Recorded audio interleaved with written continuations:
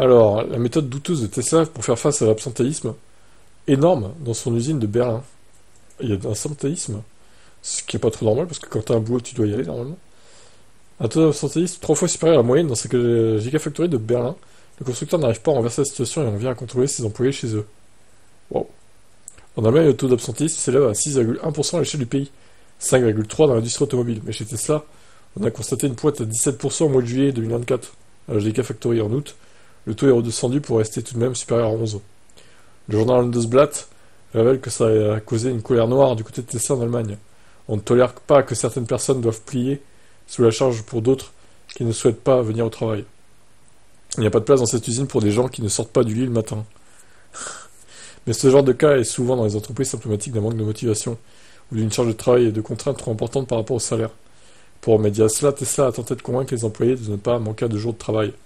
Thierry et son directeur des ressources humaines, Eric Daimler, ont établi un plan.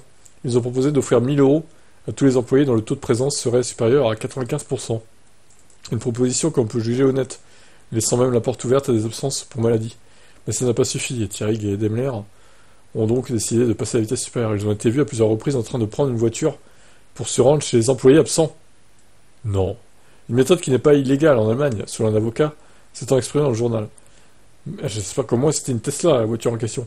Mais selon Dirk Schulz, porte-parole du syndicat en place à l'usine, cette méthode est contre-productive. Il rappelle en effet que ça met les employés sous une pression supplémentaire. Une pression qui est initialement la raison de leur absence à l'usine.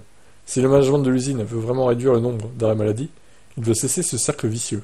Alors, le truc des 1 000 € de prime pour un taux de présence supérieur à 95%, en vrai, c'est pas une mauvaise idée.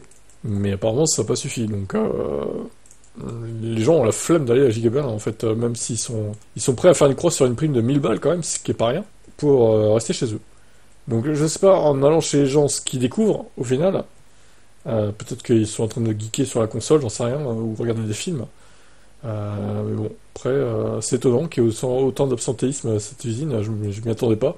Franchement, c'est 3 fois supérieur à la moyenne habituelle en plus, 3 fois et demi même par rapport à l'industrie automobile en Allemagne. C'est énorme, c'est énorme.